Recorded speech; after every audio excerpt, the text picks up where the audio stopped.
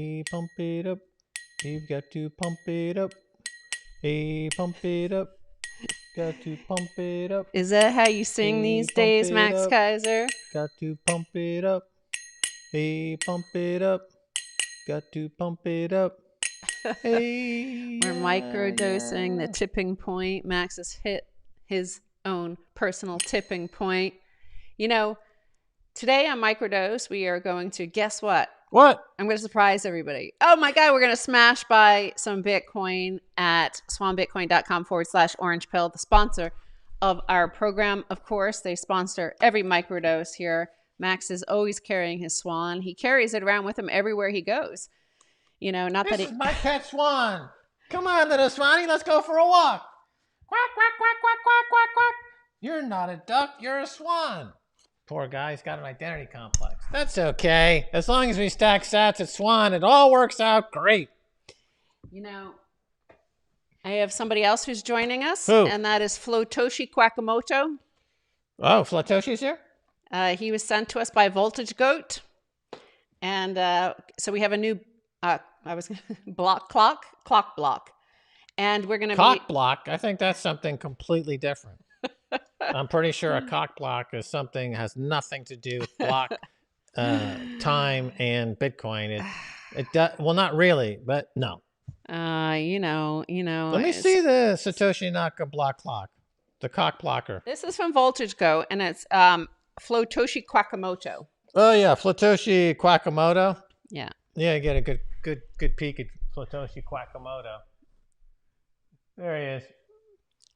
So I'm going to go over to the YouTube channel. People like, oh my God, look, you know, this, I got to go to our channel, see who's there. Okay. Flotoshi Kwakamoto. Hi, buenas. What's your favorite? Oh dear. Here goes somebody that gets deleted. Remove.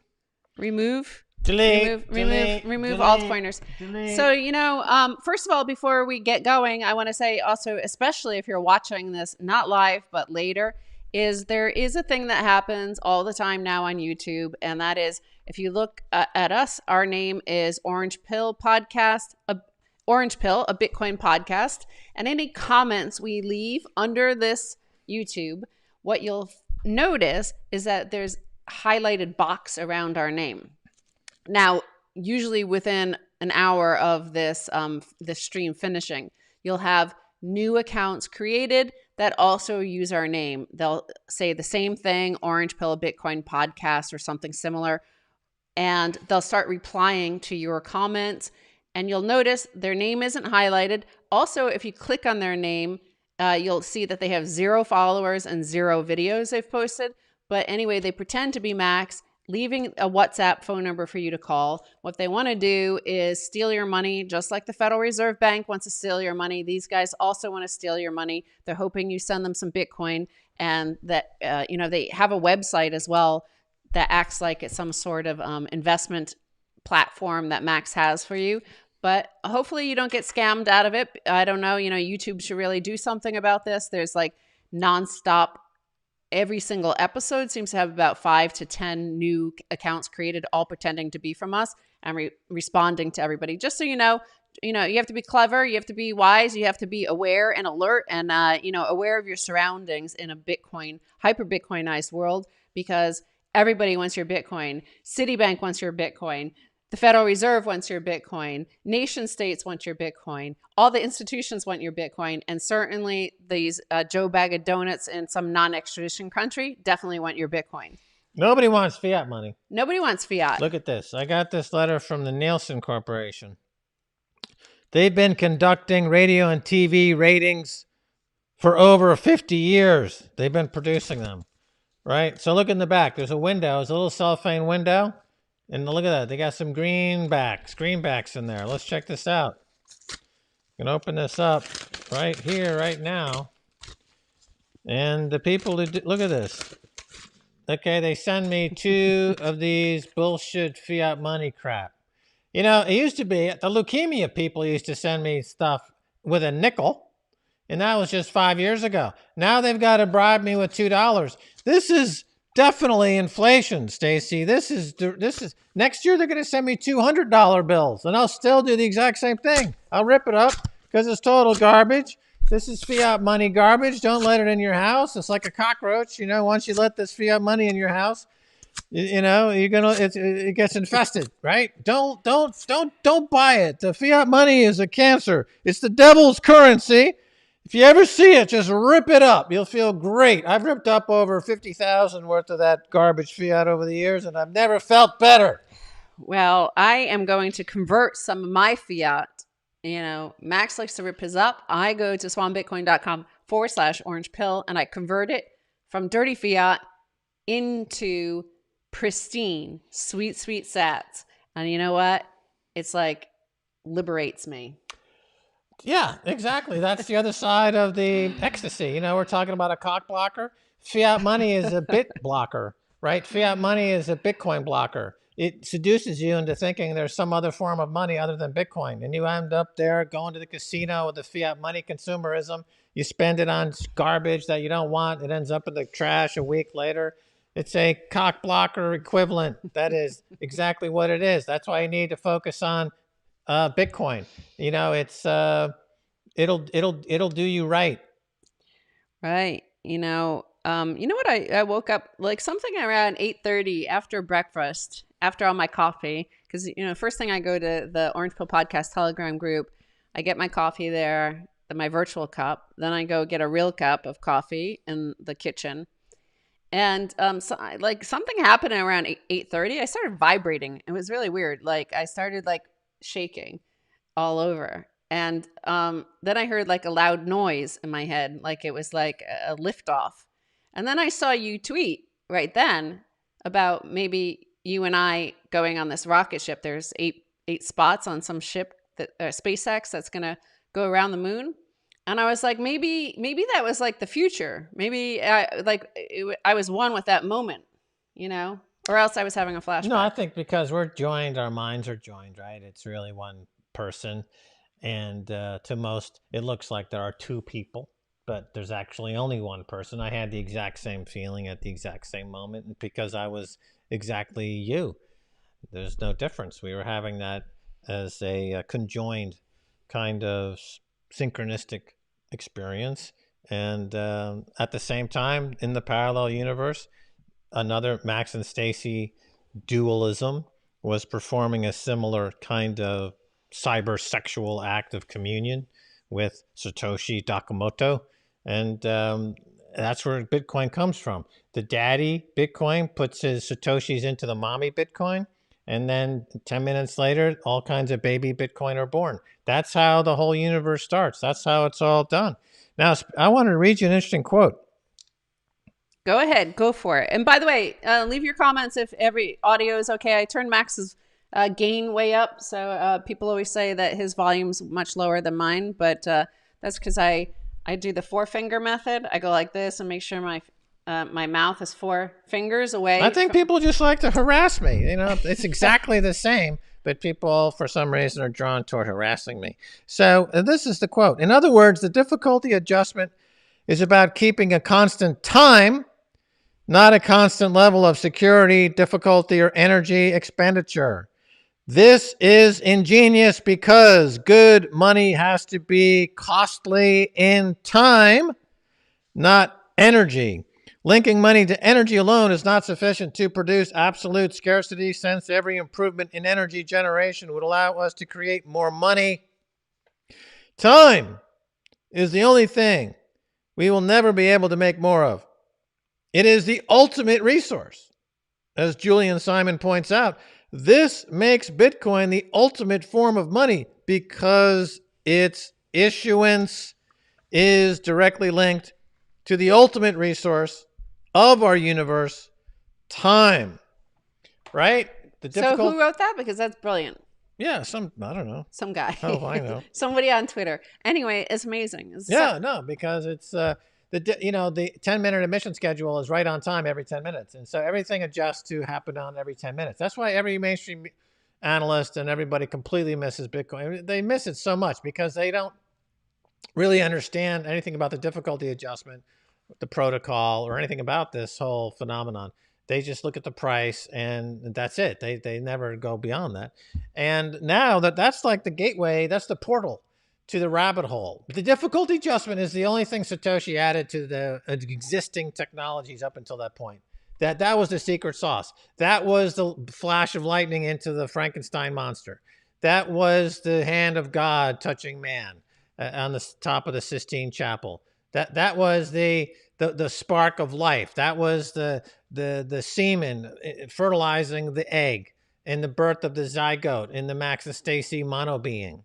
It appears as though we're two people, but we're actually just one person in the phantasmagoria of the collective unconscious. That's been proven on previous episodes of the microdose. Now we're living it, and where we live, there's no cock blocking at all in the multiverse where we're living. How's my sound now, you complainers? Can you hear me now? Oh, Max. I mean, Jesus Christ, why can't a guy just talk into a microphone without that Max, huge backlash? You know what I'm saying? This is YouTube. Like, literally half of the comments are people complaining about something. That's the internet. If you go to Yelp, if you go to TripAdvisor and look for it's people who are have something to complain I'll have to about. Take your word for it. They all they do is complain. People who look at this. I ripped up this fiat money, right? Yeah. There's only one piece of the fiat money on the floor. Yeah. Okay, it's this little shred. Okay. What does it say? What does it say? I bet you it says, "In God we trust." No, it says what? Reserve note. Oh yeah, I see it. Right? This is the absolute truth. A note is debt. This is debt. Every time you spend one of these, you create more debt. As a matter of fact, for every dollar you spend, you create $100 of new debt. And that's why there's an incredible problem in this economy, because every time you spend one of these notes, reserve notes, you create at least $100 new debt. And that goes on the balance sheet of the country, essentially. And it's an interest-bearing note. And then to pay that interest, they need to issue more notes. And then they give them to you and you spend them, and that creates more debt. Whoever thought of this system was psychotic. Right. Well, there's another big bank in America that's been bailed out a few times. All the biggest banks in America are bailed out a few times. And once again, they're coming around to the Orange Pill Podcast way. Of course, if you look at our daily newsletter, the Daily Dose, sign up at orangepilldailydose.com, and you'll find Maxisms, like all these Max quotes from back in 2012, 2013, like how Max back then, 10 years ago, saw today so clearly, because you saw that these banks would be coming. You saw they would come begging for our Bitcoin. You saw that this would happen, that they would have to see the inevitable. What's going on over there? I'm fine. That was a surprise. All right, I'll keep it here as a surprise. That's from Voltage Goat. They made this special for us. Right, okay. But so they're in the headlines today. This past week. So Citibank, came out with a report, and I guess it's called the tipping point, the Bitcoin tipping point. And they say Bitcoin could be the new currency for global trade. The report, entitled Bitcoin at the Tipping Point, charts the evolution of Bitcoin from a form of payment to its current status as a store of value.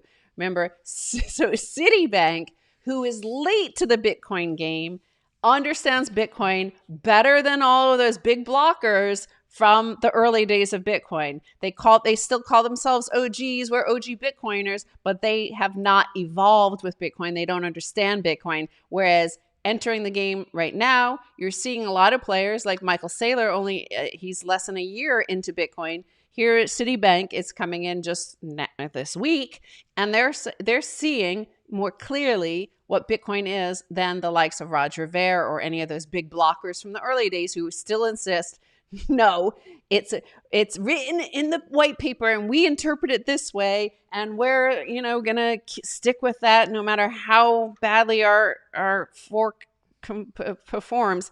The authors forecast that Bitcoin's core properties, combined with its global reach and neutrality, could see it morph into the currency of choice for international trade within around 7 years.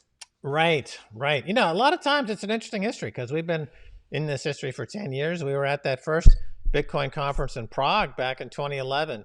And at that time, you know, there was somebody who spoke very intelligently about Bitcoin and then went off the deep end. And really, we don't hear from him anymore because he has some kind of psychotic breakdown.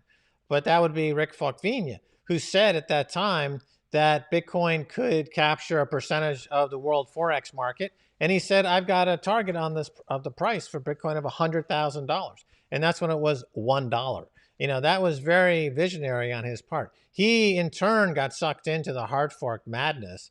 And those guys have gone down with the ship, gone down to the bottom of the sea. You know, they're not even 2% of the hash rate.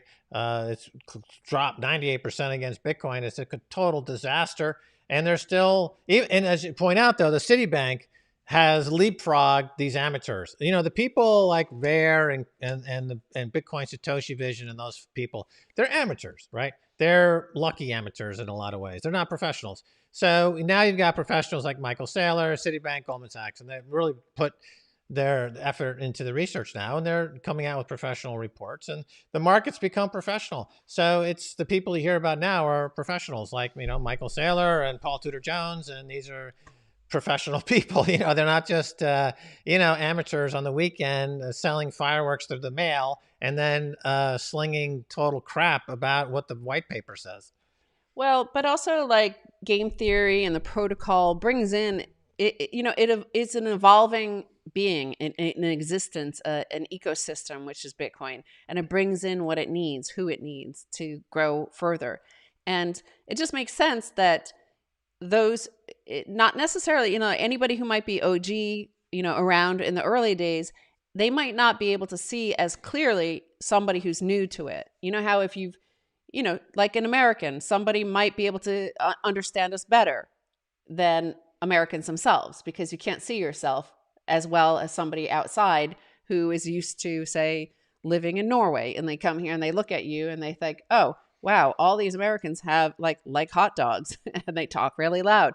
They could see more clearly sometimes than other people can. So here, like, okay, so another OG of in the Bitcoin space who is not a Bitcoiner is Peter Schiff, of course. So he's been around. He's known about Bitcoin. He's had the option to acquire Bitcoin since it was under $10. He didn't because he was stuck on this idea that only his gold, which he sells to people, is the only thing he knew how to sell. So therefore, it is all.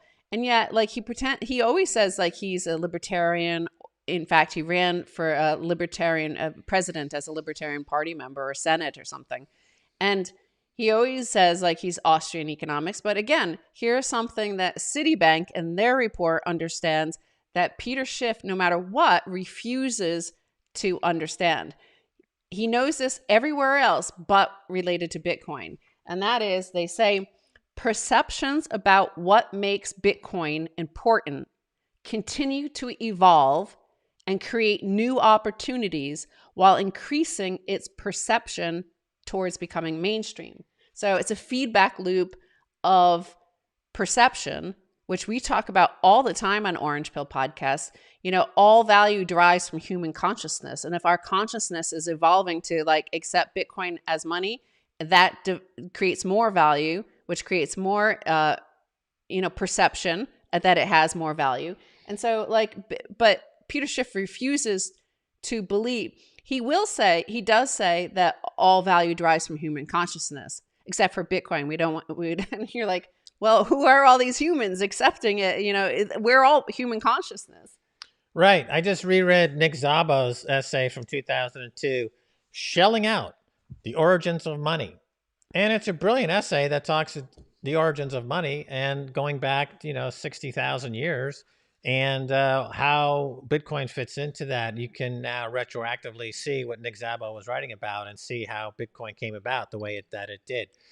And, you know, you're right about Schiff. He's got this enormous blind spot where he seems to talk a big game about value and subjective value and libertarianism, except when it comes to the greatest kind of invention in in money ever. And as far as the quotes in the Daily Dose, the orangepilldailydose.com, yeah, they have these maxims. These are Max Kaiser quotes from 2012 and 2013. And it does show back then that we were totally anticipating much of what did come in the next 7-8 years. Most of what anybody ever says about Bitcoin that sounds smart was first said by me 8 years ago.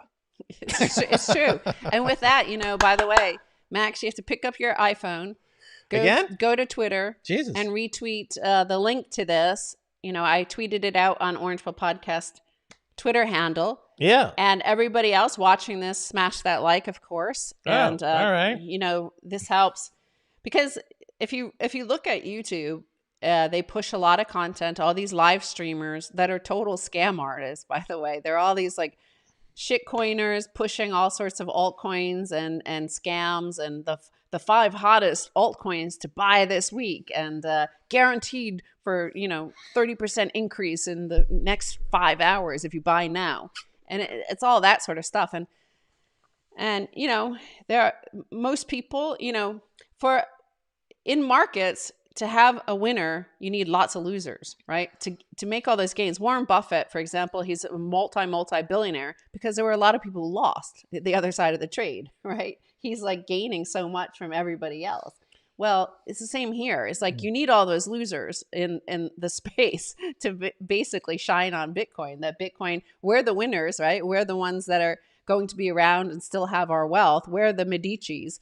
These people are the charlatans. There were lots of people who tried to be Medici. All of them are forgotten by history, right?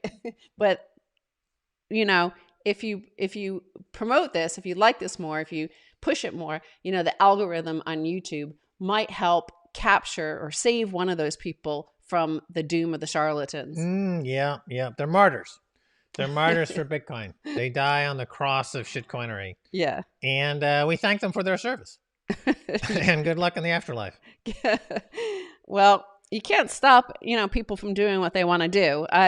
Well, there are people, a lot of Bitcoin Twitter that tries really hard to stop people from getting wrecked. But, I just think life is so short, and like your own journey is so filled with an amazing experience, both good and bad. Like, why take time away from your own journey to like try to help somebody along on theirs? All you could do is lead by example. Like, just try to do as best you can. Live your journey, live your mistakes, live your good ideas and your good moves, your good investments, and just hope that it inspires other people to maybe step away from the shitcoins, step away from Peter Schiff's advice. But, why waste your energy trying to save them? It's like, trying to save a drowning person. I know. Whenever I hear Peter Schiff's name now, I think about the Jerry Lewis telethons we used to have at the end of the summer. You remember Jerry's kids? They were in dire straits, and we were trying to help Jerry's kids. Like Peter Schiff is one of these, just like Satoshi's kids. They're in dire straits. They're suffering from enfeeblement of their minds. And like, what can we do to save these kids? And you have a little telethon to try to save them. And there's not much you can do, really. There's no cure for that level of stupidity. There's no cure for Peter Schiff. There's no cure for Peter Schiff. He's going to go to the grave as stupid today then as he is today. And at least his son seems to have figured it all out. Spencer, who's a Bitcoiner, he thank God, is going to make it to solid ground. But maybe he's just doing it like, I admitted to Daniela Camboni that I have some gold and silver just for entertainment value. And so people could, make fun of me, and it's like entertainment, it's engagement, it's a way of engagement, just like making any sort of historical claims or mistakes. People love to engage. They love to correct people. So that's a way to engage people on YouTube or Twitter or any other social media. Well, the same thing. It's like, maybe he knows like he missed the boat, or he thinks he does. I don't think it's too late to get involved with Bitcoin, but he just is committed to this. He's a circus freak, right? He's like, this is his. Yeah. If this were a John Waters film, like Pink Flamingos, Peter Schiff would be playing the role of Divine. And, there's a famous scene where Divine is eating dog poop as it's coming out of the dog. right? And there's Divine eating this dog poop. And so it's public humiliation as a job, as a Yes. profession.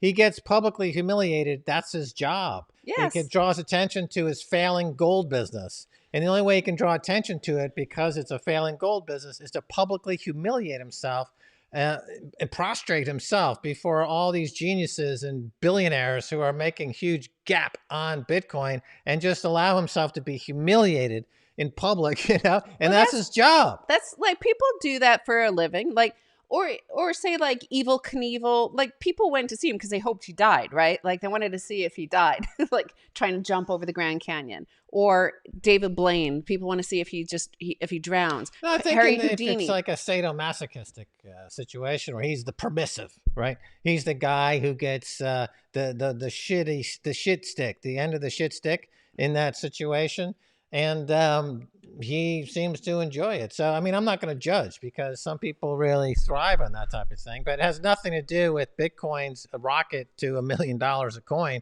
If you want to be on that rocket, you need to say goodbye to the S&M crowd on planet Earth, who likes to be humiliated in public, and watch as others watch them consume dog poop. It's not really a healthy situation, in my view, but again, I don't judge. So back to the Citibank report is that, there are a lot of trolls. I bet you there are some right now saying like, oh, we agree with Peter Schiff. And what about this? And what about that? And Nouriel Roubini's going to send some thugs after you. And he's going to have the thugs from the state kneecap you. And Peter Schiff is like, nah. There's going to be CBDCs. There's going to be central bank digital currencies. And they're going to smash you. And I hope they smash you. And I hope they destroy you, because I don't want anything to compete with my gold, right? Well, here's what Citibank says about that. So this is Citibank. Again, it's Citibank, the fiat king, one of the fiat kings that has received so many bailouts. And here they are, what they say about central bank digital currencies and why Bitcoin will kick its ass.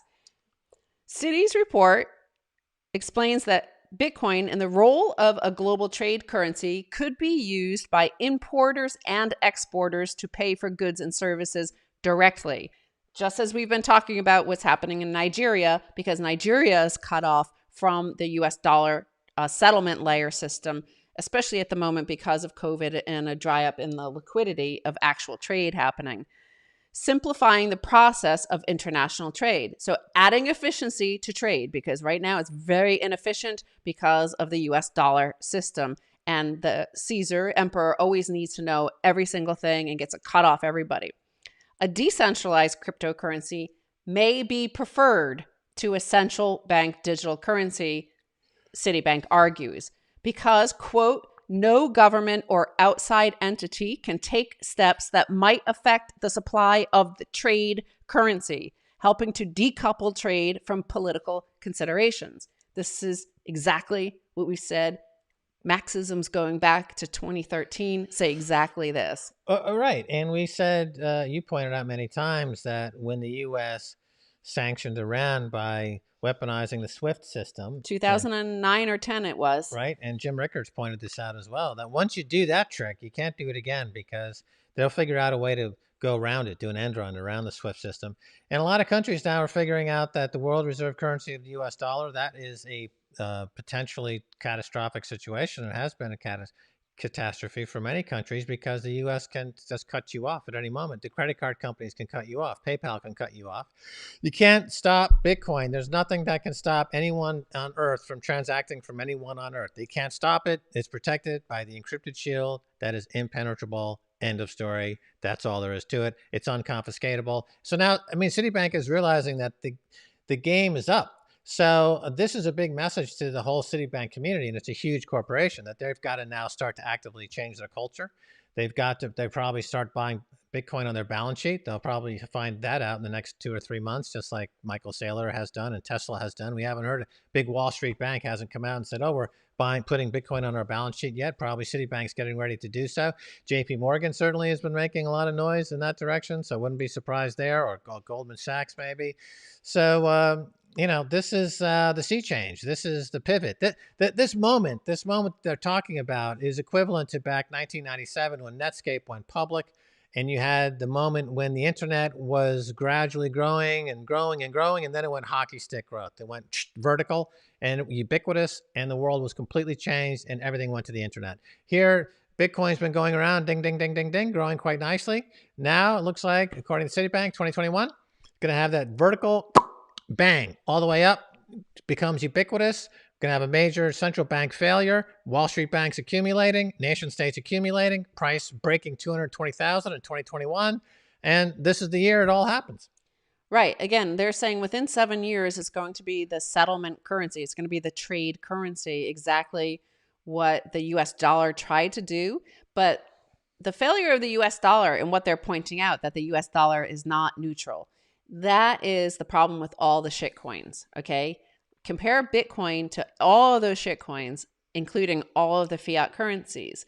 There's the US Treasury. There's the US Federal Reserve in charge of printing and controlling the US dollar, which also happens to be the settlement layer. Same with all currencies. The central banks and their treasuries control it, and they could cut people off of it and say, no, you can't use our currency. Nobody could do that with Bitcoin, right? So all the other ones are not neutral. Vitalik, he could be appealed to by the US government, for example. Don't let Maduro use Ethereum, and he would pull them off. Every single one of these other shitcoins, that would happen with it.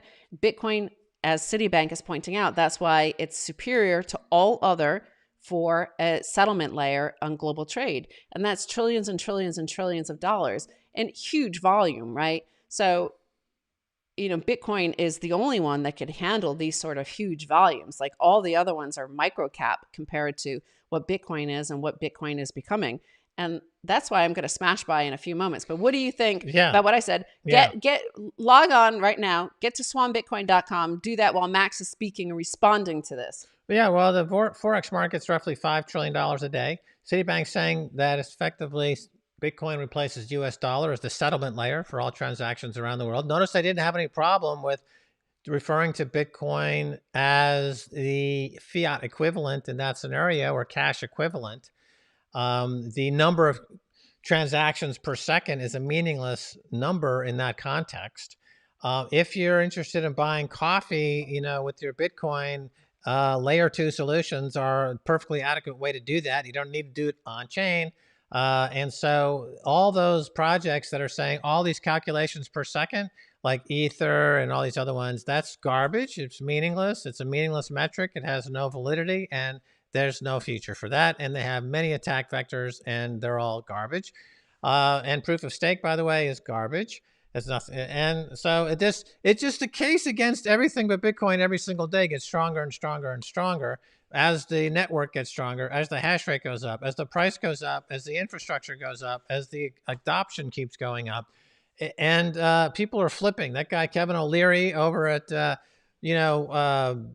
what is it called? Shark Tank. Now he's on board. He put 3% of his portfolio into Bitcoin. He was really very publicly against it. He completely flipped. Mark Cuban is kind of sliding away from being a Bitcoin skeptic. Now he's starting to understand what's going on here. Anybody who's got any, two brain cells to rub together cannot be in denial forever. Eventually they're going to come over, and you get the price of Bitcoin you deserve. If you're really dumb, you get like Peter Schiff, you'll die without any Bitcoin. If you're, have some intelligence like Mark Cuban, you'll end up, panic buying at 80,000 or 100,000, whatever the case is. There are a few imbeciles in the comments talking about SDRs. Yeah, what about SDRs? Go read the Citibank report. If you're not even smart enough to work at Citibank, like, what are you doing in the comment section? You're not smart enough to be in our live chat. Like, why would somebody go from like, hey, like this global fiat system, the dollar is failing, the euro is failing, the yen is failing, the Swiss franc is failing. Maybe if they all work together on one unit of account, they'll have better luck. It's like, no, a perfect settlement layer has just been created, as even Citibank can see. Right. Like, why would any of these powers like India or China So, okay, that's like 3 billion people right there. That's half the world's population almost. So, why would they want to join up to a system controlled by the IMF and Western powers that it will always steal from them through inflation, through seniorage on their currency that they're printing? Like, hey guys, want to use our currency? Just give us your markets for free. Send us some free goods. It's like, Yeah. no, it's not going to happen. They want free and fair trade. Like, it makes no sense that when this system collapses, well, who always gets a seat at the table? Who gets a seat at the table are the huge creditors, and the creditors are China, Germany. You know, they're owed all the money. Okay, they have huge trade surpluses. They're owed money. Germany is also, look at them. They're the only country in Europe pressing really hard for an alternative to the SWIFT system, along with France a bit. Well, France is obviously still smarting from being fined huge amounts of money, their banks, for trading with Iran. Just helping convert some currency, but it had to always, because of the U.S. dollar settlement layer, it had to be in dollars for a fraction of a second. But for that, they got fined $1 billion, and they're still angry about that. So, why it doesn't make any sense. Why would the new Bretton Woods, why would those participants sitting at that table agree to that when they now have a neutral settlement Right. layer? That's what Citibank is saying. So the SDR argument officially died about 3 years ago.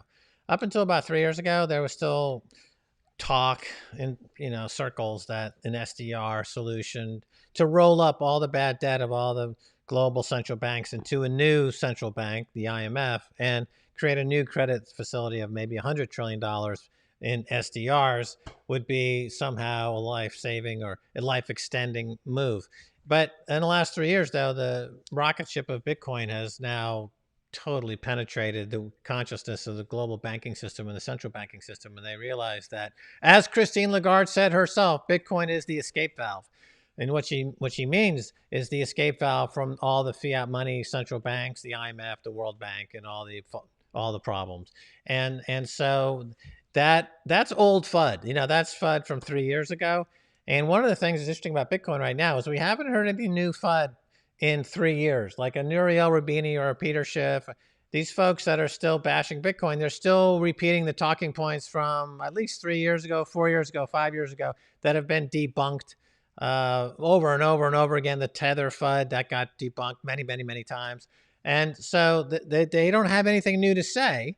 And without anything new to say, the market is saying, well, is that all you got?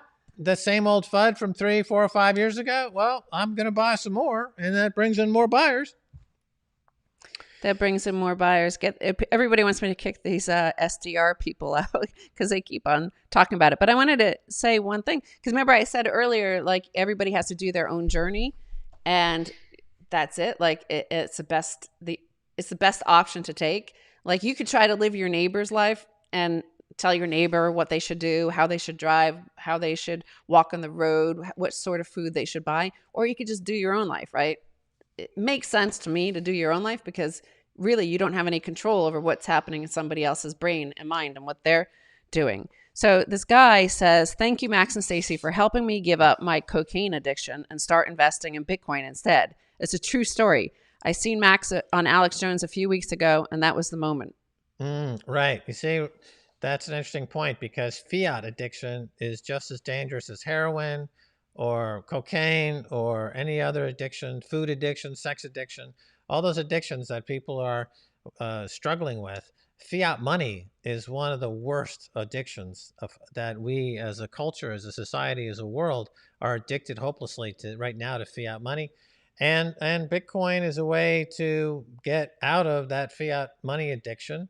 And here's a good example. Guy, the value systems associated with the hardest money ever in history percolate through your entire being. And it's a character booster. It's a consciousness raiser.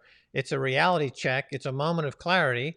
When you start stacking stats, you've got to look in the mirror and say, am I ready for this? Am I ready to be a Bitcoin billionaire? Am I ready for that? And some people are ready. Some people are not ready. They have to go out and they have to live the fiat life some more and end up in a cardboard box next to a Walmart parking lot, turning tricks for $1 a piece to afford more crack. But those people could have become Bitcoin billionaires. The choice is yours. The choice is yours. Yeah. And when you're talking about Bitcoin billionaire as like a billion satoshis, right? It's not like a huge amount of fiat money, but even then, like you just need, I mean, I got excited just buying something on Fold the other day. I had to buy some supplies for the house, bought it on Amazon with my Fold card, and I got 22,500 satoshis back, which is $11.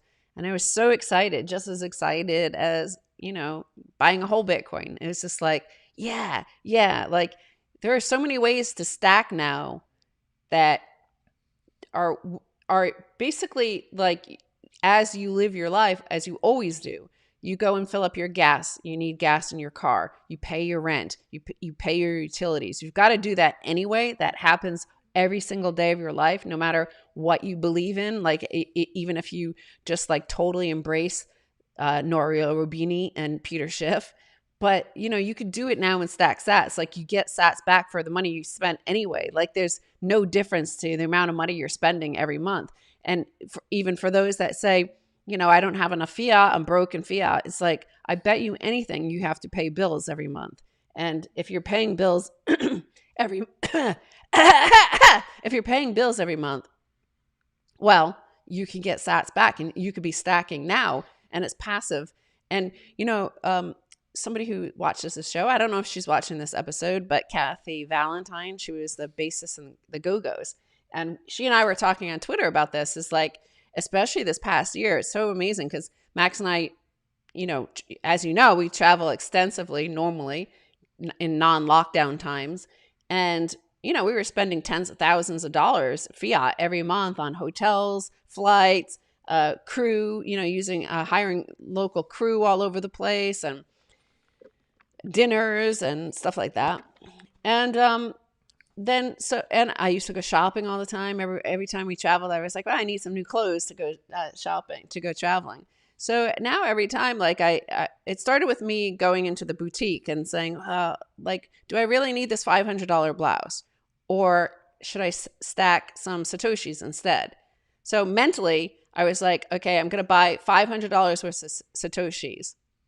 And mentally, I already know for a fact I would have bought a shirt instead that I wear 3 or 4 times a year. So there's no, if Bitcoin went down 50%, I'd be like, oh, well, the shirt would have declined in 50% of value immediately walking out the door. Even if you, like, as soon as you bought it, you couldn't sell it for $300 or $500 on eBay or anything. Right. So it was like, it was already priced in. I wasn't emotional about it. So that's a good way for people who are new to the space, just entering and are afraid of volatility or afraid if they're too late, too late. Well, you start stacking through ways and means like that you're not actually converting just your cash to Bitcoin if you can't deal with that emotionally. Oh yeah. Well, the Fold card's amazing because you have the Fold card effect. And that is that the sats that you stack while you shop with Fold are worth more than the thing you bought. Mm-hmm. So not only do you get sats back, but because Bitcoin's moving up at an average rate of 200% a year, it's like you go into the store, you put stuff in your trolley, and on your way out, they give you a stack of cash. Yep. That's a good way to do it. Yeah. And 2 things people want us to talk about To the Moon. And I have a question from Santiago Roca from the Orange Pill Podcast Telegram group, because he had a question for you yesterday that you promised to talk about on the next Orange Pill podcast. He asked, Max, do you have any spiritual metaphysical book you like and mind to share it with us? And yeah, you wrote back to him and said, I'll discuss it. But yeah, I can. I remember now. It triggered my thought. Where did I do with this? There's something here. Oh yeah, this is interesting. I saw I was reading something online, and I saw that Steve Jobs actually, whenever he went for decades, would carry this book, Autobiography of a Yogi. This book, Autobiography of a Yogi, And he carried this book with him for years and years and years, and it was well worn, well thumbed through. And so I've been reading it. It's a very spiritual book, and it's, I think, a path to humility. And humility is underappreciated in the Bitcoin world. If you listen to people who are Bitcoin bashers, it's because they're narcissistic and they don't like to talk about anything that's not about them. Right? I listened to Eric Weinstein on Clubhouse a couple of days ago, and he's like talking to Bitcoiners. And every time he opened his mouth about Bitcoin, it was another long monologue about him and about why he's great. And that's a narcissist. And so a narcissist never understands Bitcoin because Bitcoin requires humility to understand that you probably will never fully understand Bitcoin in your entire life. It's a mystery that's ever unfolding. It's changing people's consciousness. And the most you can do is to have someone help you through a spiritual guide. And we've talked about shamanism before, and the role of shamanism as a spirit guide through the spirit world. And this is another kind of shamanistic approach, the yogi here. And so this is a really cool book. This will keep you hours and hours of deep meditative thought. That's what I recommend. I recommend that. And so I've started posting To the Moon, our 10-part documentary series, to YouTube. Now, it had been, we made that for RT, but they never put it on YouTube. So YouTube obviously has a bigger reach, but also, a bigger online community, a conversation going on. So I think that kind of helps people when they're watching it. And it's a project born out of, we were about to, I guess I thought of the idea in 2019, early 2019. And I was, because we filmed it some of it in Mexico in February of 2019. And I wanted it to be ready by the end of the year for 10-year anniversary of Bitcoin. And each episode represents a year of Bitcoin.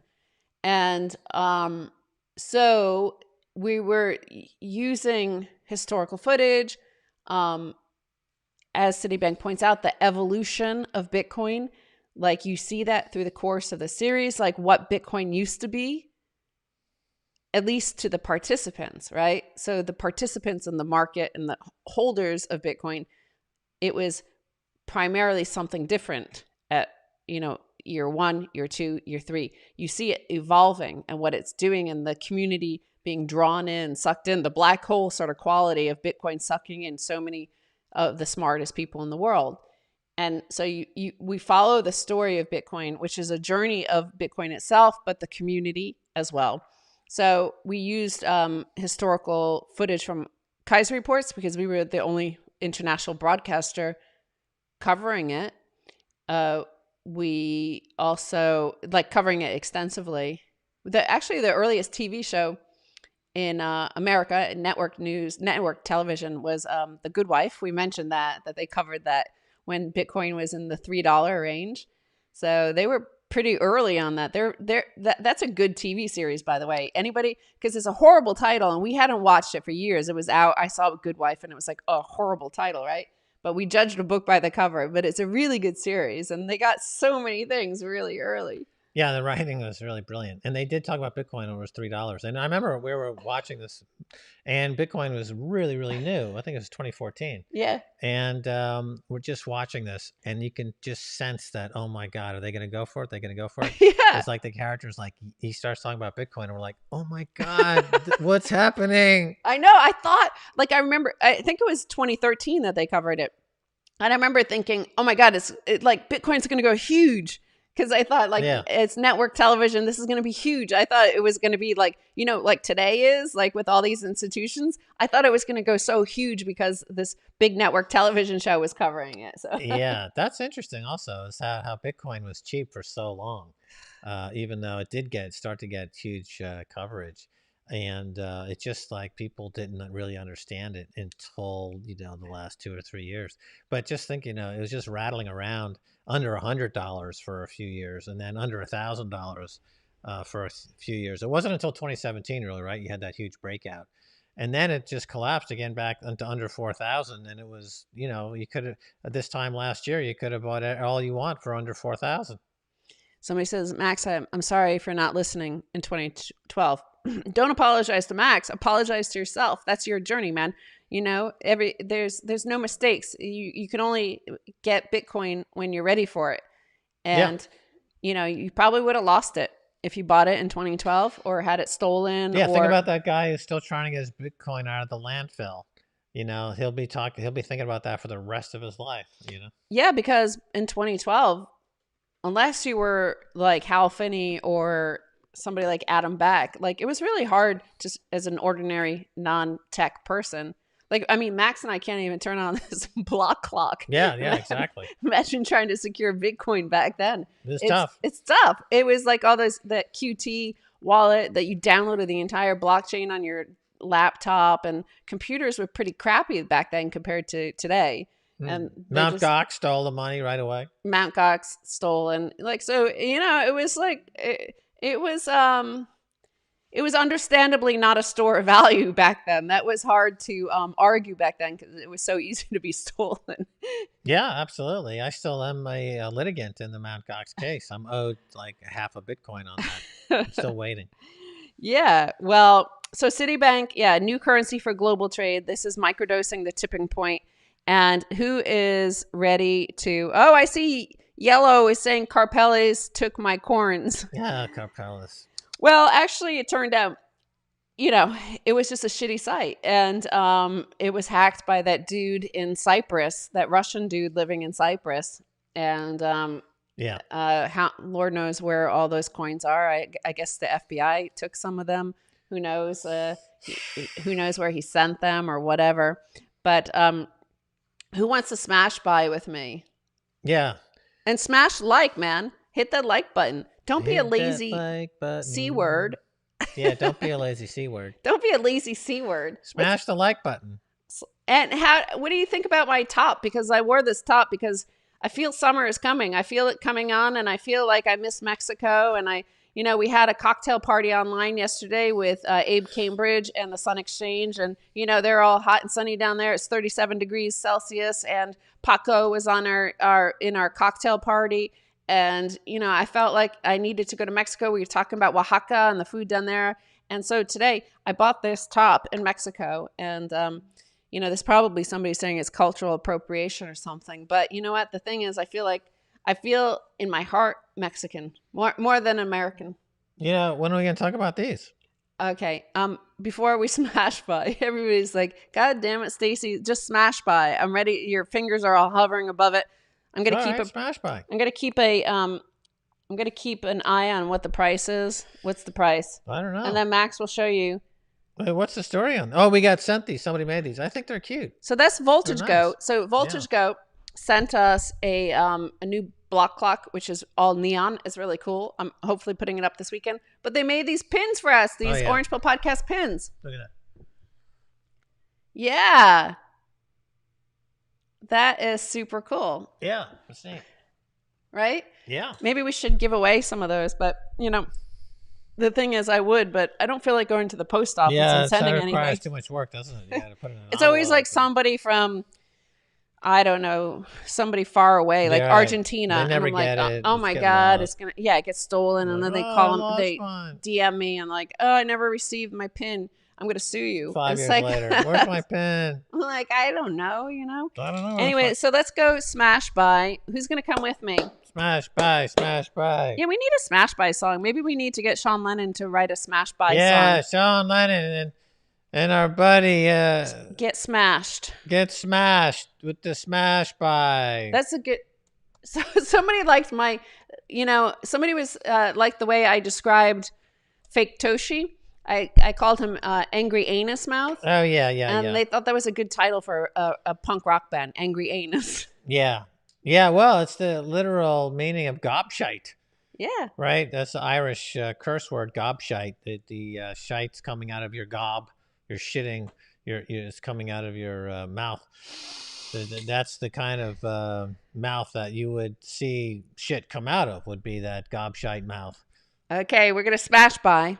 Who's on there with me? Let me get. I'm on my page. Who's on it? Who's on it? Who's on it? Who'd Oh my on god! it? Like it's all going so fast. Who'd on Who's it? going crazy? Who'd on it? Stacy, I don't want to pin. Send me satoshis. What's satoshis? Who's a Satoshi? I have never seen a That's satoshi. the currency of Neptune. He Hey, lives on the beach. what's the best wallet for Swan users? Well, it depends on how much Bitcoin you have, but I recommend using Casa, keys.casa. And if you get like, I mean, I think the cheapest one is $10 a month.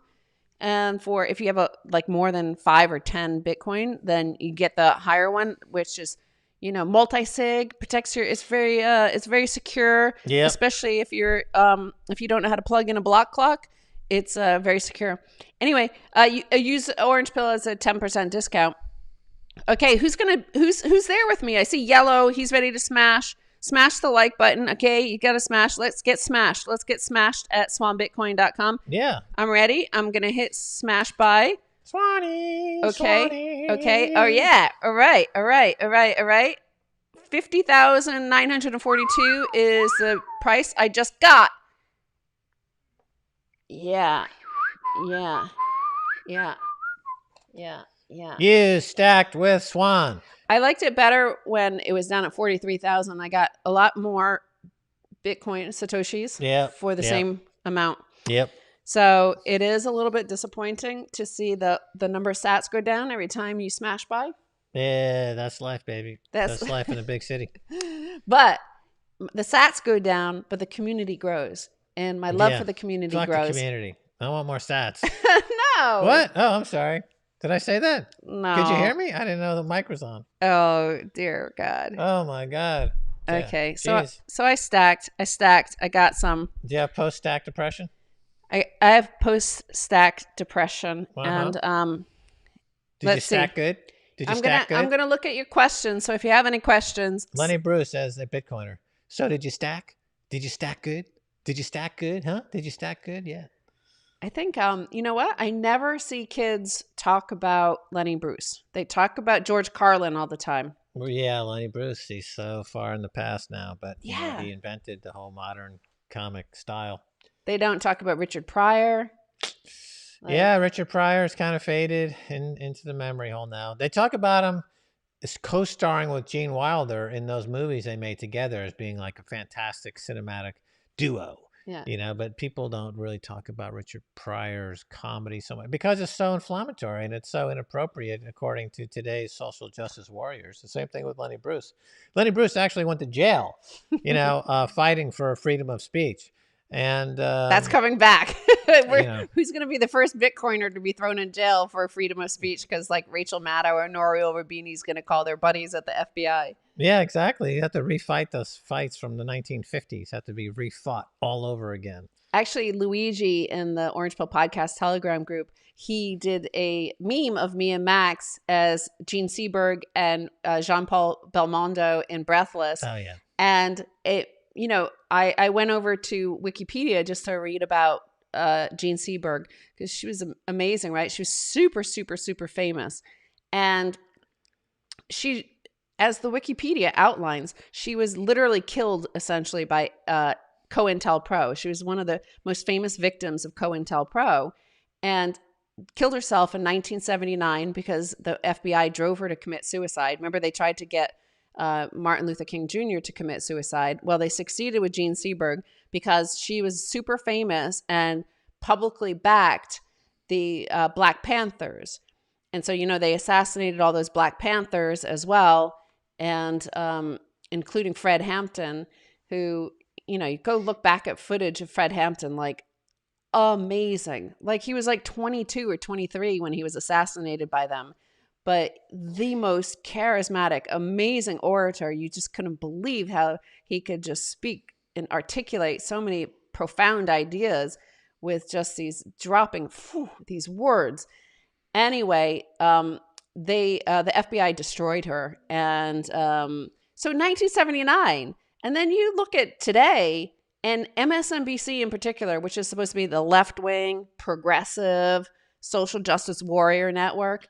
I mean, literally half of their presenters, their people, not their main hosts like Rachel Maddow, but half of the regular cast that they always have on to speak about topics about domestic politics, they're like FBI agents. And they're proud of it. They're like, and here joining me is FBI agent who obviously then knows all about the people, and he's here to protect us and protect the population. You're like, they freaking killed the entire progressive movement in the 1960s and 70s. Yeah, there's a difference between state-funded and state-controlled. So, and there's that big scandal that came out about the BBC recently that Max Blumenthal broke, that BBC and Reuters are hired by the intelligence networks in the UK and in the US to go into countries and destabilize elections. And they've been doing it extremely aggressively. And he kind of blew the whistle on this whole scam. But it really belies this idea that the US cable network is not state controlled media. Do they think just because they're transparent about it and saying, and joining us to discuss the election issues is FBI agent this? And like, so do you think people should be voting for Donald Trump? No, I think they'll be classified as domestic terrorists should they do that. And we have the power to do it. Right. And we've said for years that, BBC is also state controlled in terms of the level of censorship there is unbelievable. And it's state funded and state controlled. American cable TV is state funded and state controlled.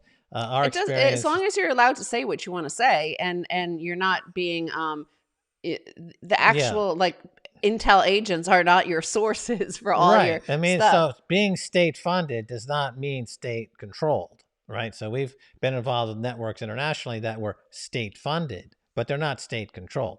Whereas American TV, cable TV, and the BBC, it is patently state controlled. And that scandal is blowing up. If you care to look, it's pretty devastating. You should look it up.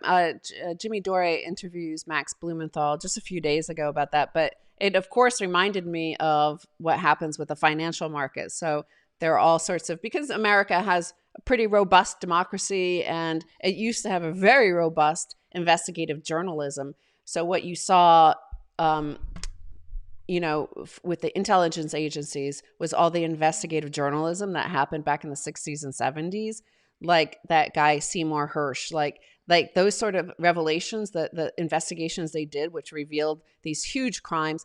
The Nixon scandal also revealed a lot of the crimes that the intelligence agencies have been committing against domestic, population, voters, and politicians. So basically it got outlawed here that you can't do certain things. So just like in the financial sector where a lot of crimes are outlawed here technically, the banks in America get away with doing those. They never stop doing the crimes by just opening an office in London and have the crime committed there and then send the transaction. It just stops. The transaction is, between Bank A and Bank B in America, in New York, but it goes via London where the crime is committed and then sent back. So the same thing that Max Blumenthal basically exposes in his latest expose. Yeah, it's amazing how in the UK that the US outsources both their financial fraud. Yeah. And if you look at the AIG scandal, the Lehman Brothers, Bear Stearns, MF Global, almost all the major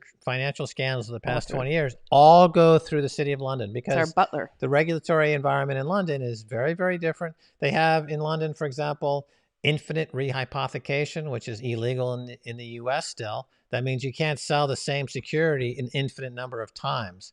I can't sell the same bond an infinite number of times. I can actually sell the same bond 1.4 times under the regulations here in the US. In the UK, however, you can do it an infinite number of times. So as Stacy is saying, Bank A in America and Bank B in America, they want to do infinite rehypothecation. They simply zip it through the UK, chop, chop, chop, chop, chop. They do all the criminal activity, goes back to Bank B, and the two US banks are compliant, and so is the UK bank. The net effect is you have an extraordinary level of fraud, and so that's why the US ends up basically exporting or outsourcing all of their major financial fraud to the UK, but it happens journalistically as well. So journalistically, there are certain rules and regulations here in the United States, but as we're seeing now with BBC and Reuters, they are a gun for hire. If you need to commit massive market rigging or election rigging, the two big rigging incidents of our time, it goes the path through the UK. The BBC actually solicits the intelligence agencies with proposals. Yeah. They'll go to the intelligence agencies. They'll go to MI6 or MI6 primarily, and they'll say, we just thought of an idea of how to rig an election in XYZ country. It'll cost you, 47 million pounds. And then MI6 will look at the proposal and they'll say, well, maybe we'll do it for 43 million pounds. And the BBC will say, okay, great. They send over a team of journalists, hundreds of them, into that country. They set up shop and they put out misinformation. And this has now been documented and proven to be the case. In the 70s, they caught doing the same thing. There was a period where this was not talked about. Max Blumenthal just blew the whistle. That's never ended, and it's bigger than ever. And so you got an outsourcing of financial fraud and journalistic fraud right through the UK. It's so ugly. Right. Somebody did point out, of course, Adam Curtis is broadcast on the BBC. So it's not saying that they don't have good content. They have lots of great content, in fact. A couple points there is that, first of all, he's on their online platform only. They don't have him on the broadcast BBC because they don't feel like... They do, like, some of the stuff is on online only and some of it is broadcast. He's the film that he did a couple of years ago about... I forget the titles are so crazy, but the total budget for that entire film was £80,000, right? So they throw him a few bob every now and then to make a film. Plus his style, let me finish. His style is purposefully opaque. If you notice, Adam Curtis's style is this juxtaposition of images and words and music in a way that's almost incomprehensible. But you have to do that if you broadcast them to the UK. That's my point. Because in the UK, you need to do that. Otherwise, you won't get broadcast. You have to make it almost incomprehensible. Because of Ofcom, because of libel laws, you can't say anything directly. Right. It has to be through this archaic, subtle, odd juxtaposition of narrative. That's why he uses that narrative. Adam Curtis could not go on BBC News at 6 o'clock and state plainly what he just made in his film. That would be never get on the air because it's state controlled and that challenges the state power, full stop. And it's obvious and it's there. And that's why people in the UK also are very ornate in their insults. If you notice, people don't really talk directly to each other in the UK. They speak obliquely to each other because it's very easy to sue somebody in the UK, as we're finding out with the Bitcoin crisis scandal going on with Peter McCormick. That's another. You outsource your libel. Unsubstantiated libel cases are also outsourced to the UK, along with your financial fraud and your journalistic fraud. So this is a toxic waste dump where just countries use it to outsource all their dirty laundry, end up going to these butlers on frickin' Fleet Street in the city of London. Let's move on from the UK, but I will say there was one thing that Joe Lieberman and Obama actually did well, and that is they exempted Americans from ever getting sued in the UK for libel. So that's beyond that. But who Smashbot? I'm going to check the price of see if Bitcoin prices rose on my, if I was the straw that broke the camel's back.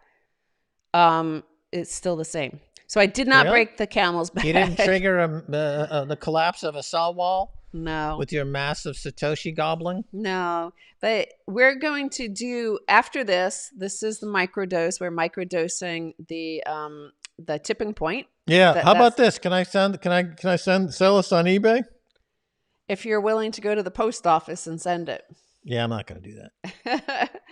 I mean, if it was in America, you could just do it, put it, in an envelope and send it. But then also, the Treasury or the Secret Service. It's probably illegal. I don't know. Guantanamo Bay. They're too. Why they get RT in Guantanamo Bay? So yeah, so we could have fun. We could record there. We could do a show in Guantanamo Bay for our homies in Guantanamo Bay. So we're gonna join Clubhouse. We're gonna do an overdose there. Yeah, and we're overdosing on I guess we're overdosing on orange pill. That's like what it is, right? We're Hell yeah. overdosing. If you want to go there, I guess you need Clubhouse.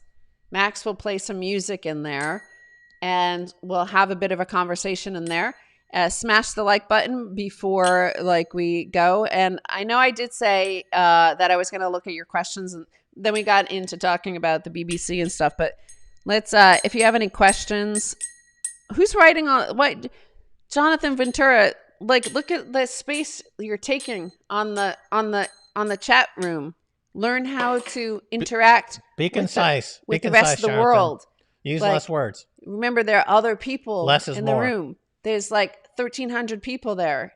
They don't want to read all your stuff. Don't use any adjectives.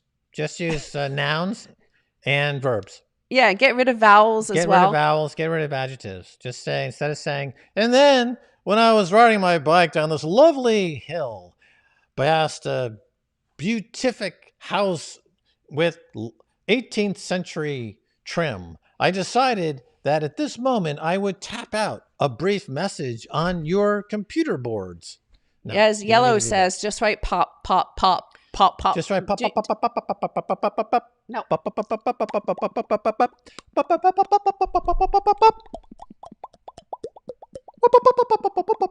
pop, pop.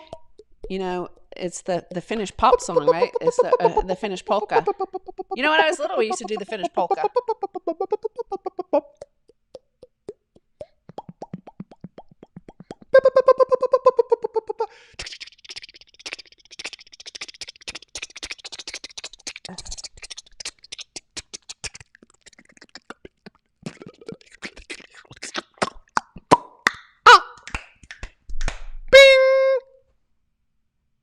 Let's see if people are scared. The symphony of pops. Symphony of Max's face. It's a pop xylophone. Somebody said their cats are freaked out by Your Max's. cats are mine! I am mesmerizing your cats with my cat sounds. I claw their unconscious kitty brains. And I fuse with them. Now they're mining Bitcoin in their unconscious for me. Because I rule the cats who are running the simulation. Does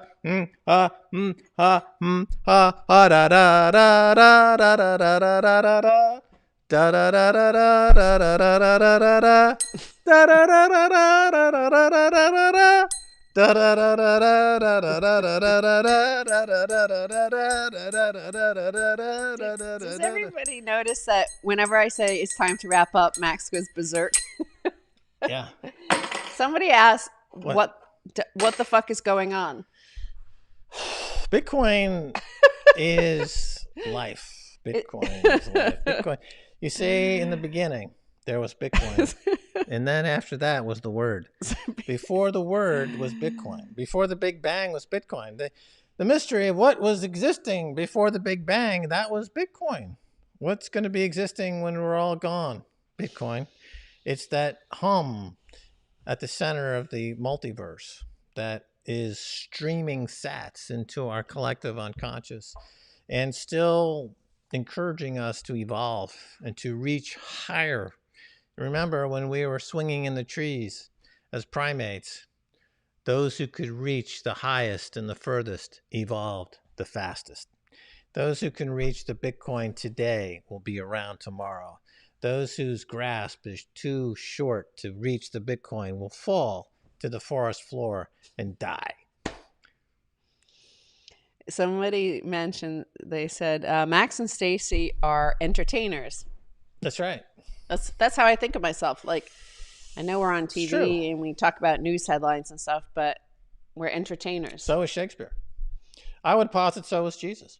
I think essentially the walking on water, the escaping from the cave, all that stuff. That's all David Copperfield entertainment, right? To get his message across. There's nothing, I mean, it's a form of communication, and communication is sacred. It's, the medium is the message, as my friend Marshall McLuhan said right before I beat him in a game of chess back in 1972. Okay. I think that's clear. Somebody said, Stacy, you should start the show with "It's time to wrap up, please." Yeah, it's time to wrap up. Max goes Really? berserk.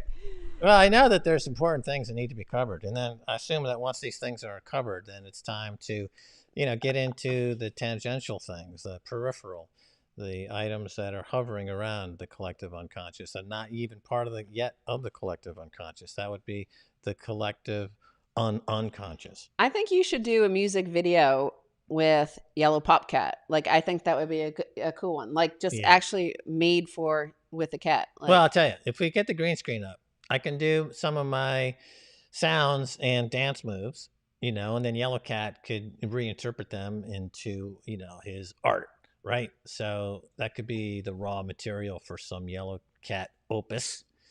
He's one of the meme geniuses of our time. He's the Michelangelo of cat memes, clearly. And, they're all working for Jack now, Jack Mahler's. Jack Mahler's the baller from Chicago. He's reinventing the world.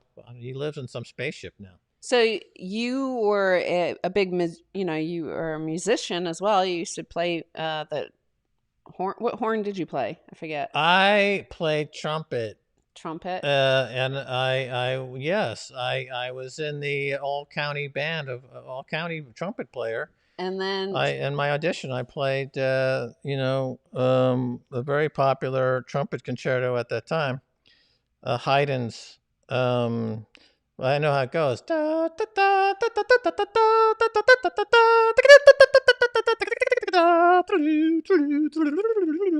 Haydn Concerto for Trumpet. I'll have to look that up. But that was the audition piece. Then, I played trumpet. I was first section in the high school band, orchestra, jazz band, and the marching band. So, but what I was going to ask is, like, as a guy who understands music, but also you had that jazz show on WNYU. Yes, like, jazz who expansions. would Yellow Pop Cat, like, what band or musician would Yellow Pop Cat play with? Like, who does he remind you or she remind you most of? Yellow Pop Cat? Yeah. He reminds me of some of the greatest xylophone players of all time. And those guys are some hep cats, xylophone player is underrated. And oh yeah, Max does like xylophone players. Yeah, I was just watching some xylophone players last wrong week. with you? I forget. Gosh, the name escapes me, but that's some really rocking jazzy stuff. But if you're talking jazz, what era, what type? I mean, I'm a big Thelonious Monk fan. I'm a big bebop fan. Love the whole history of bebop. Love the sound of bebop. Yellow Cat Pop Cat sounds bebop, right? Pop Cat. I think a Top Cat. I think a Courageous Cat. Minute Mouse. Dun dun dun bum bum bum bum bum bum bum dun dun dun bum bum bum bum bum bum dun dun bum dun dun. That was even covered by the New York Dolls. Okay, the first punk group ever. They covered the Courageous Cat, Minute Mouse theme tune. Because it's a rockin' tune. It's a great tune. But if you're talking jazz, nothing beats the bop era, and it's so important. But it was all about 5/4 time and bop. Yeah, tell people about the 5/4 time, and Max will give you a lesson on this whole 5/4 time. And right, you got but smash the like button because you're getting a cool jazz lesson here. Well, yeah. So the thing about music is, you have to look at the time signature. So, you've got 4/4 time, which is basically rock and roll, and country music is in 4/4 time. So, a Penny Lane, da da da dee dee dee dee, 1 2 3 4 1, right? Or Johnny Cash is like, I saw the train a coming, 1 2 3 4. It's 4/4 time, right? Then you have 2/4 time, which is basically marching band, like John Philip Sousa. Da da da da da da da da da da da da da da da. Right, it's 2/4. 1 2, back, forth, left, right, ba ba ba. Then there's 3/4 time, which is basically waltz time. So it's right. It's 1 2 3, 1 2 3, 1 2 3, 1 2 3. Then you have 5/4 time, which is basically bop time, right? So you've got that massive upbeat. So it's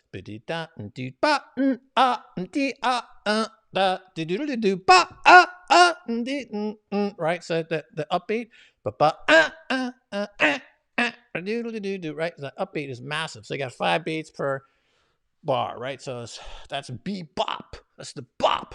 But then you have the ultimate beat drop. And that, of course, is the one for time. That's James Brown and funk. Literally just zap. What? James Brown. Funk. I got the funk. So he literally forged a path into the multiverse by just saying, you know what, fuck it. We're just going to put everything in the one downbeat. That's it. We're just going to go ride the rocket ship with that one beat, the one. That's why James Brown is still funky today. I mean, he may have left planet Earth, yeah, but he's still funking it out there in the multiverse. People are still clamoring. The only reason Earth's still around, it hasn't been destroyed by the aliens, is because they're hoping some more James Brown appears, because they love it. That's the one thing we've exported to the multiverse is funk. Of course, that's James Brown, right? So that's the whole history of music. Jeez, I did not know like we were still here because of fucking James Brown. It's a beautiful thing. Parliament Funkadelic, of course, another milestone. George Clinton, Bootsy Collins, Cosmic Slop. If you haven't heard Cosmic Slop, I suggest you crank that up immediately.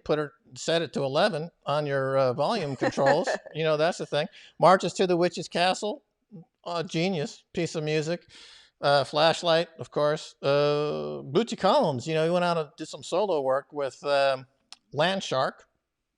So beautiful. It's just a beautiful song. It's about a guy who likes to cruise for pussy, essentially. He's a land shark, and it's just gorgeous. It's a gorgeous melody. His bass playing is awesome. Bootsy is genius, not quite as like James Brown, but obviously, I follow Bootsy on Twitter, but he was so insane. Like his tweets were just like, like it just distorted my mind. And you got to listen to Parliament Funkadelic to really understand what he's tweeting about. Yeah.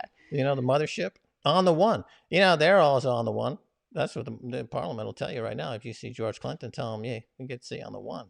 That's it. Stay on the one, on the one. That's it. I like that whole story you told about. So James Brown was, I guess, when he was invited on the BBC and he showed up and it turns out the Young Rolling Stones were the headline act, not him. Oh, right. And he was like pissed off. So he gave his greatest performance ever because he was pissed off that he wasn't the closing act. This is a real, great video. They say that, I forget, it was back in the early 60s, I guess, right? And so was James Brown. And Rolling Stones were set to close out the show. And James Brown was like, what, that's an insult to me. And so, and the Rolling Stones, Mick Jagger is interviewed and saying, like, we knew this was a bad idea. We knew, don't put us last. Don't put us after James Brown. Please, I beg you. But the promoters are like, no, the kids love the Rolling Stones. We'll close out the show with you, Mick and the boys. So James Brown went out there and blew the fucking house down and did the performance of his life. And the Rolling, like nobody saw the Rolling Stones. Like they came on and went off and like, who cares? Fuck them. They're still buzzing. It's like when I told you, I was at Catch a Rising Star in New York. So I was doing stand-up comedy and I was slotted between Robin Williams and Rodney Dangerfield. So in between those two acts was Max Kaiser. Like an 18-year-old Max Kaiser. Yeah, 18 years old. So like 18-year-olds don't have much to say, right? You haven't fucked up enough. Well, my act, wasn't developed, at that point. And, it's crazy. Like Eddie Murphy was a funny 18-year-old. Like, Yeah, he was. Yeah. Eddie Murphy was, he was just took off at the comic strip. So the comic strip was Eddie Murphy and Jerry Seinfeld were kind of like the big acts there. And also the guy from Curb Your Enthusiasm. Boy, I can't remember his name. Larry David. Larry David, yeah. So Larry David. And a bunch of other comics at that time. And but then you had Catch a Rising Star was definitely Robin Williams. And then you had the Improv, which was really first, before any of them. And you had a whole crew down at the Improv. Rich Hall was hanging out at the Improv a lot and at that time. And That was when the whole stand-up comedy boom of the late 70s. Before deplatforming and all this, well, it was like Yeah. between periods of times, because we go through cycles, right? So Lenny Bruce in the 50s and early 60s, like, he got arrested for saying vulgar stuff on stage. Yeah. Then the counterculture started, and you could be groovy and say whatever you wanted. And now it's obviously you can't go on stage and say anything, because you have to have all these disclaimers that when you say something rude about this woman, like, you're not talking about all women, you're talking about this woman you had a relationship with or whatever. Like, Yeah. So the comedy club hadn't been invented yet. So that generation, like Woody Allen and a few others, they would go to clubs like down in Greenwich Village, like the Bitter End and all these other clubs where there was folk music and Studio 54, as David Brenner performed. That wasn't really on this necessarily known for its comedy club per se, but so you had these like folk music in the Bob Dylan era, the folk players. So then comedians would do acts, and then you had they said we just have a comedy club, and I think maybe the Improv in New York was, I think, kind of the first dedicated, and it was also at that time it was comedy and like a lot of musical theater, and a lot of these in New York is such a huge culture magnet, and all these Broadway stars and off-Broadway stars, when they're not doing these shows, they do acts and stuff on these small theaters and small clubs all over Greenwich Village, primarily. And so from that kind of sprung this whole comedy club. But I remember back in the 70s, though, the off-Broadway scene, and I saw like Christopher Walken do Coriolanus at the Public Theater in 1979 or so, 1980. So Joe Papp's Public Theater, which they did Shakespeare in the Park, and just launched William Hurt.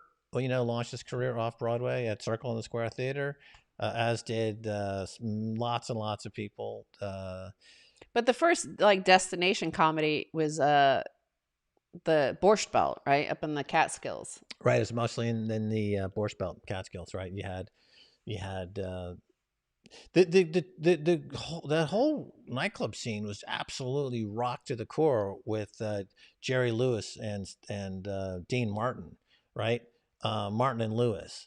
Back in the 40s, they that act was unbelievably hot. I mean, it was, and Jerry Lewis is his act at that time, and Dean Martin. I mean, is supposed to be the really greatest comedy act ever. And of course, this is before we had a lot of coverage. There's not a lot of video of it, unfortunately. But the way it sounds really awesome. I like Jerry Lewis, like the last few years of his life, whenever he gave interviews, just like how rude. Like, he was like, when we talk about cats, how rude cats are and stuff. Yeah.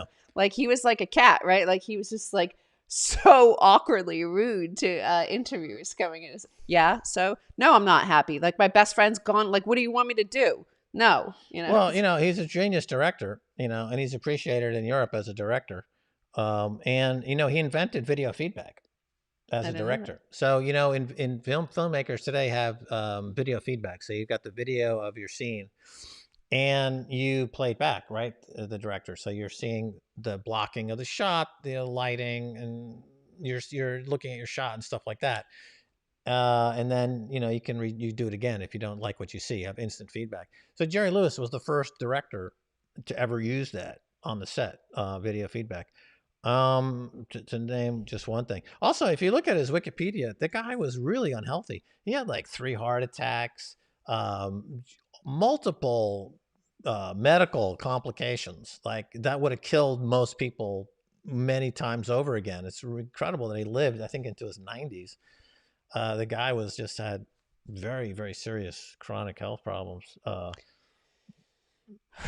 Right. I don't know how we got into Jerry Lewis, but well, yeah, all roads lead to Jerry Lewis. Really, you have to say, that's the truth. Somebody said, Tracy Carr said, I just checked out Cosmic Slop, Max. Yeah.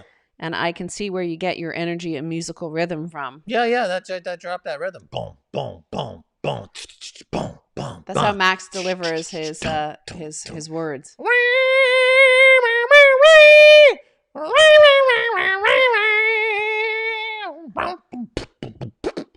that's the beat, man.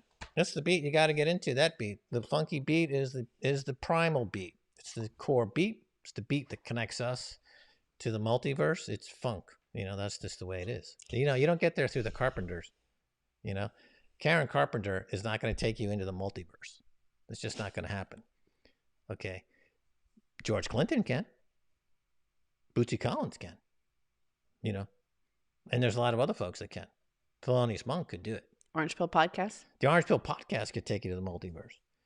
But Karen Carpenter, you're not going to get nowhere with that shit. That's not going to go. That's not going to play. That don't play. It's not going to happen. Well, before we enter the next multiverse of the overdose, we're going to have to take a 15, 20-minute break. And so we're going to have to say goodbye for real, Max. Every time we say let's say goodbye, I think it's the beginning. Right. So thank you for joining us. Smash that like button if you haven't already. And we'll see you on the overdose over in the Clubhouse. I'm doing the cosmic slap. And Max can do some more singing for you and teach you some music lessons and anything you want. Any other questions we didn't get to answer. How about answer. that guy, Rick Beto? No. Rick Beto on YouTube. No. We're Guy going. I can't believe it's free. Bye. It's free site. Rick Beto. The guy's incredible. Bye.